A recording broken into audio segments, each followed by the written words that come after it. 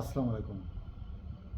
দিন দিন রাষ্ট্রের জনগণকে কিভাবে অবশ করে দেওয়া হচ্ছে, কঙ্কালে পরিণত করে দেওয়া হচ্ছে, স্থবির করে দেওয়া হচ্ছে, তাদেরকে এমনভাবে নিষ্পেষণের জাতার ভিতরে আবদ্ধ করে রাখা হচ্ছে যেন তার ভিতর থেকে ঘাড় তুলে মাথা তুলে না দাঁড়াতে পারে। একবার প্রকাশ্যে সরকার অবগত আছেন, সরকার জানেন, জেনে শুনেই সরকার তার হাতকে, যে দলই হোক না কেন, সরকার তার হাতকে শক্তিশালী রাখতে একটি অংশকে, জনগণের একটি অংশকে অবাধ সুযোগ সুবিধা করে দেওয়া হচ্ছে দুর্বৃত্ত করবার জন্য, দুর্বৃত্তায়নের জন্য, অর্থ সংগ্রহের জন্য। এবং তাদের মাধ্যমে সরকারে যারা যাচ্ছে তাদের একটি অংশ বড় ধরনের রাস্তা তৈরি করে নিচ্ছে, সেতু বন্ধন তৈরি করছে, একেবারে তৃণমূল থেকে তাদের হাত পর্যন্ত কিভাবে অর্থকে বাইরের লাইনের ভিতর দিয়ে টেনে আনা যায়। দিব্যি কয়েকটা জায়গা দেখেন, হাসপাতাল থেকে রুগী টেনে নিয়ে আসছে ডাক্তাররা। ডাক্তার বলতে ডাক্তার হাসপাতালের ডাক্তার, সে কোনো ক্লিনিকের সাথে, সব ক্লিনিকের সাথেই তার যোগাযোগ আছে। যে ক্লিনিকেই হাসপাতাল থেকে তার দালালরা একটি রুগী টেনে হিসেবে নিতে পারুক না কেন, রুগীর কাছে শুনবে আপনি কোন ডাক্তারের কাছে অপারেশন করাতে চান, কোন ডাক্তারকে দেখাতে চান, সব ডাক্তার আছে। সে তার পছন্দ মতো ডাক্তারের নাম বলার সাথে সাথে ওই ক্লিনিক থেকে ফোন দেবে, স্যার আমার একটি রুগী আছে আপনাকে দেখাবে। ওই ডাক্তার হাজির, হাজির জাহাপনা, ওই সেই দৈত্যের মতো, আলাউদ্দিনের দৈত্যের মতো মাথা ঝাঁকিয়ে হাজির জাহাপনা। একটা রুগী দেখার জন্য তিনি চলে যাবেন, রুগী দেখবেন, কি হয়েছে ডাক্তার জানে, ট্রিটমেন্ট দিতে, তারপরেও প্রেসক্রিপশন লম্বা হয়ে যাবে। ওষুধ কোম্পানির ওষুধ সন্তুষ্ট করতে হবে, টেস্টের ক্লিনিককে সন্তুষ্ট করতে হবে, নাহলে তো ওই ক্লিনিকওয়ালা তাকে আর পরবর্তীতে ডাকবে না, টেস্ট তাকে দিতেই হবে। এই যে দিব্যিটা সরকার জানে, তারপরেও সরকার বাদ দিতে পারছে না, কারণ তার কিছু লোক দালাল তৈরি করতে হবে যাদের মাধ্যমে অসহায় মানুষদের অর্থ, যাদের সিস্টেমেটিক্যালি সেই পর্যন্ত পৌঁছাবে। সেখানে হাত দেওয়ার ক্ষমতা থাকলেও সরকার নিশ্চুপ নীরবে সহ্য করে যায়।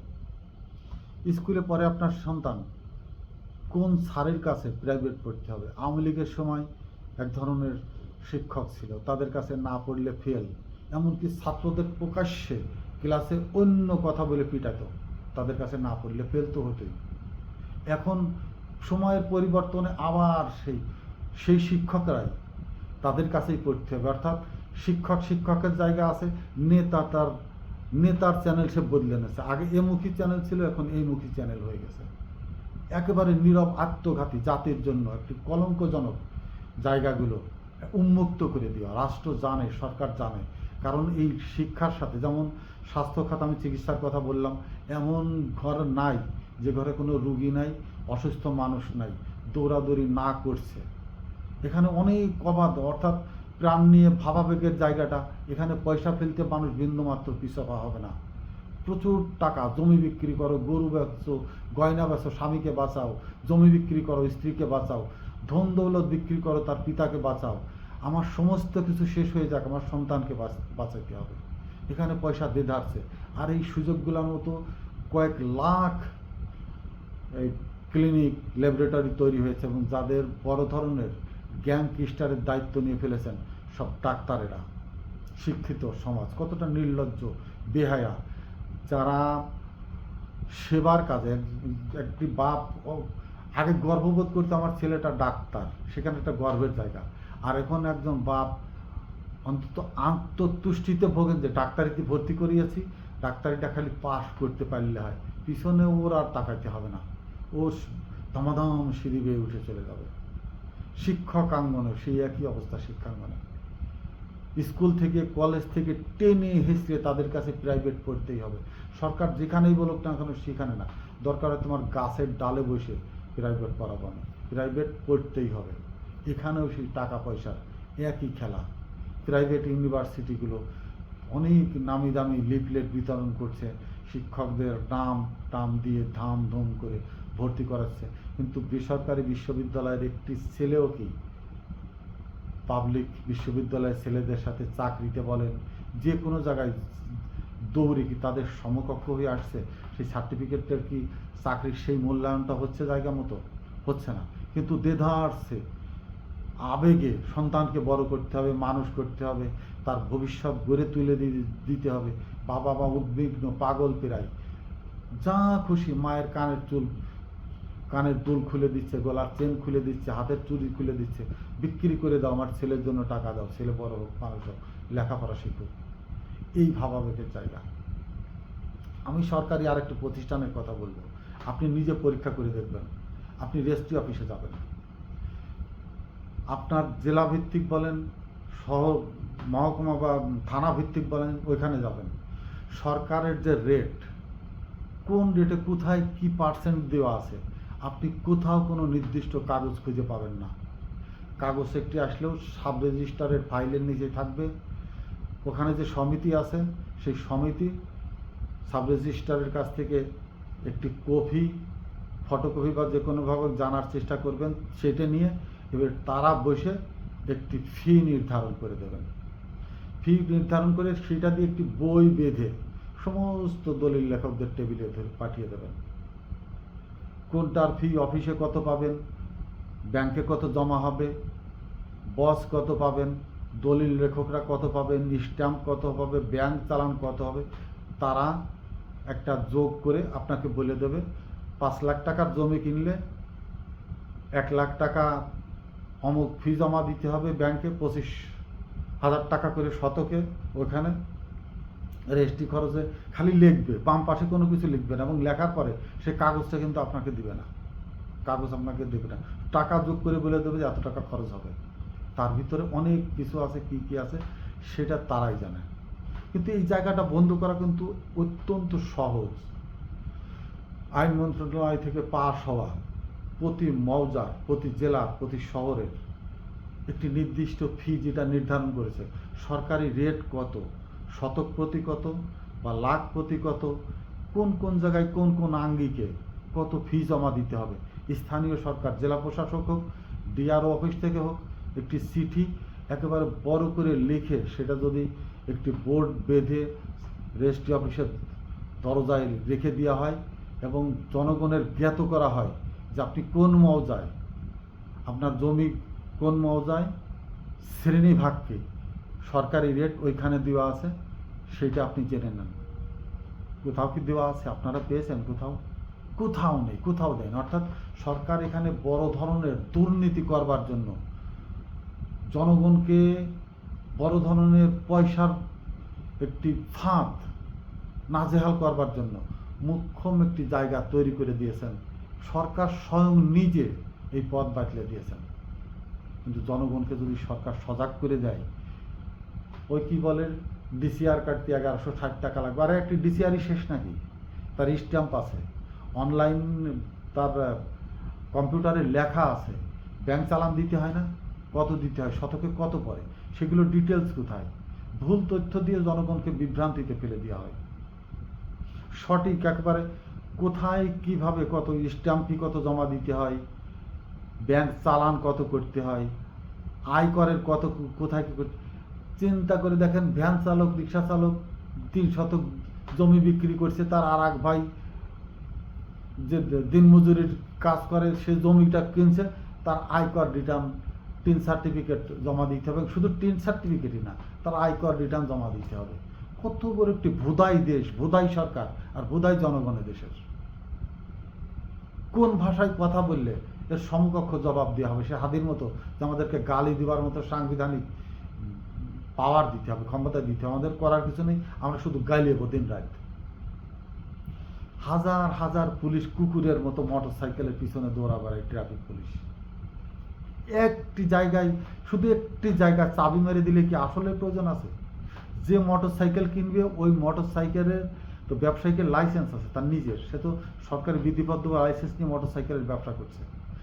বিআরটি এর ওইখানে নির্দেশনা থাকবে, মোটর সাইকেলের বিক্রির সাথে সাথে তার মোটর সাইকেলের সাথে সাথে তার রেজিস্ট্রেশন ফি জমা হবে, সাথে সাথে রেজিস্ট্রেশন ফির সাথে তার একটি হেলমেট থাকতে হবে, ওয়াটারপ্রুফ থাকতে হবে, তার ড্রাইভিং লাইসেন্স থাকতে হবে। বলবে যে মোটর সাইকেল কেনার পরে তো সে শিখবে, মোটরসাইকেল সে যদি চালাতেই না পারে, ড্রাইভিং লাইসেন্স না থাকে, তাহলে কিনতে আসছে কেন? সে ড্রাইভিং শিখে তার ড্রাইভিং লাইসেন্স নেবে, তার হেলমেট প্রদর্শন করবে এবং তার গাড়ির যে টাকা, লাইসেন্স, গাড়ির লাইসেন্সের জন্য টাকা জমা দিয়ে সেই ব্যাংকের চালান ওই মোটরসাইকেলের দোকানে একসাথে জমা দিতে হবে। তার ওই লাইসেন্সের কাগজপত্র সমস্ত কিছু ওই দোকানদার সমস্ত কিছু প্রসেস করবে, দোকানদারের মাধ্যমে সমস্ত কিছু প্রসেস হবে। যে কিনবে সে কেন শুধু মোটরসাইকেল কিনে নিয়ে আসবে, সে ওই টাকা দেবে না, তার ড্রাইভিং লাইসেন্স নেই, পথে ঘাটে কেন পুলিশ তাদেরকে দাবিয়ে বেড়াবে? ওই জায়গায় একটি জায়গায় শুধু ওই ছিদ্রটা বন্ধ করলে তো সমস্ত কিছু, অর্ধেক পুলিশের নিয়োগই প্রয়োজন হয় না ওই জায়গাটুকু করলে। লাখ লাখ হাজার হাজার পুলিশ রাস্তায় দাবড়িয়ে নিয়ে বেড়াচ্ছেন কুকুরের মতো, অর্ধেক ট্রাফিক পুলিশেরই প্রয়োজন হয় না, শুধু এই সিস্টেমটি করে দিলেন। কিন্তু রাষ্ট্র সেটা করে না, করবে না। অর্থাৎ দুর্নীতির জায়গাগুলো ট্রাফিক পুলিশের একটি আয়ের জায়গা রেখে দিচ্ছে। মোটরসাইকেলওয়ালা কোনো কিছুর দরকার নেই, শুধু বিক্রি করলেই তার খালাস, আর কোনো দায় দায়িত্ব নেই। যে কিনছে সে তো ট্রাফিককে পয়সা দিচ্ছে, বা কোনো বড় ভাইয়ের রাজনীতিবিদের চামচা তার মিছিলে যাচ্ছে, মিটিংয়ে যাচ্ছে, মানে বিভিন্ন ধরনের অপরাধ করার সুযোগ এই রাষ্ট্র নিজেই ক্ষেত্রগুলো তৈরি করে দিয়েছে। জনগণকে শাসনের নামে শোষণ করার পদ্ধতিগত দিকগুলো স্বইচ্ছায় বাঁকলে রেখেছে, আগলে রেখেছে। না হলে দুর্নীতি যদি না করতে পারে তাহলে তো সরকারগুলো, রাজনৈতিক দলগুলো ইন্টারেস্টেড হবে না। যদি চাঁদা বন্ধ হয়ে যায়, আধিপত্য বন্ধ হয়ে যায়, এলাকা ভিত্তিক তাদের যে প্রাধান্য, এলাকা ভিত্তিক তাদের চাঁদা বলেন, মাতব্বরি কিন্তু বিরাট ব্যবসা। এই এলাকার ভিতরে সেই মাতব্বর সেই বিচার করবে, এইটা নিয়েই তো আধিপত্য মারামারিটা হয়। এমন এক মাতব্বর আর এক মাতব্বরের এলাকায় যেন না হয়। এই এলাকার মানুষ কার ছাগল বিক্রি করা, কচু বিক্রি করা, মুরগি বিক্রি করা, কার ছেলে কি করলো না করলে সালিশ করা, বিশাল একটি আয়ের জায়গা। এই জায়গাগুলো তো স্পষ্টভাবে সরকার পুষে রেখেছে এই দেশের ভিতরে। সরকারগুলো, এই রাজনৈতিক দলগুলো, সরকার তো এই রাজনৈতিক দলগুলোই সরকার হয়। এই রাজনৈতিক দলগুলো এইসব জায়গাগুলো তৈরি করে রেখেছে এই জন্য তারা যাতে এই দালাল, এই চাটুকর বাটপারদেরকে পুষে রেখে, এই সুযোগ সুবিধা দিয়ে পুষে রেখে তারা তাদের দলকে শক্তিশালী করে রাখতে পারে, জনগণকে তাদের দলের দিকে টানিয়ে বৃহৎ আকারের জনপ্রিয় দল হিসাবে প্রকাশ করতে পারে রাষ্ট্রের বা দেশের কাছে বা অন্য জনগণের কাছে। এই জায়গাগুলো থেকে রাষ্ট্রকে এই জায়গাগুলো থেকে আগে বের হইতে হবে। সরকারগুলো দুর্বৃত্তের থেকে বের হবে না। সরকার বলতে রাজনৈতিক দলগুলো দুর্বৃত্ত, ঘুষ বাণিজ্য, দালাল চক্র, এর থেকে রাজনৈতিক দলগুলো কোনোদিনই বের হবে না। কিন্তু বের করতে হলে রাষ্ট্রকে তার ক্ষমতা প্রয়োগ করতে হবে ওই রাজনৈতিক দলের উপরে, এবং তারা যখন ক্ষমতায় আসবে সেই সব জায়গায়। আর এই রাজনৈতিক দলগুলোকে বা সরকারকে নিয়ন্ত্রণ করতে হলে দুদককে সচল করা প্রয়োজন। গোয়েন্দাদেরকে অত্যন্ত সচল, সৎ, সাহসী, নৈতিকতার ভিতর দিয়ে প্রতিষ্ঠিত হতে হবে। যারা রাষ্ট্রকে সঠিকভাবে নিয়ন্ত্রণ করবার দায়িত্বে থাকে তারা নিজেরাই যদি দুর্বৃত্তের ভিতরে একটি অংশ হয়ে যায়, সে রাষ্ট্র কোনোদিনই দুর্নীতিমুক্ত হবে না। সেই সরকার, যারা একটি রাজনৈতিক দলের থেকে সরকার গঠন করছে, তারা তো দুর্বৃত্তের ভিতর থেকেই সৃষ্টি। রাজনৈতিক দলগুলো তারা ওইখানে গিয়ে আরো বড় ধরনের একটি ক্ষেত্র পেয়ে যাবে। যারা তাদেরকে ভোট দিয়েছে তাদেরকেই শোষণ করবার জন্য, নির্যাতন করবার জন্য, খুন, গুম, হত্যা, রাহাজানি সমস্ত কিছু করবার জন্য লাইসেন্স নিয়ে নিচ্ছে তাদের কাছ থেকেই, তাদেরকে হত্যা করবার জন্য। জনগণকে সজাগ হতে হবে যেমন, তেমনি প্রকৃত পক্ষে দেশপ্রেমিক, মানবিক, সৎ, যোগ্যতা সম্পন্ন, আদর্শিক কিছু মানুষের প্রয়োজন রাষ্ট্রের। সেই মানুষগুলো কবে আমাদের দেশে তৈরি হবে, কারা হবে, চেষ্টা চলছে। দেখা যাক হাসনাত আবদুল্লাহরা কত দূরে এগিয়ে নিতে পারে। আসসালামু আলাইকুম।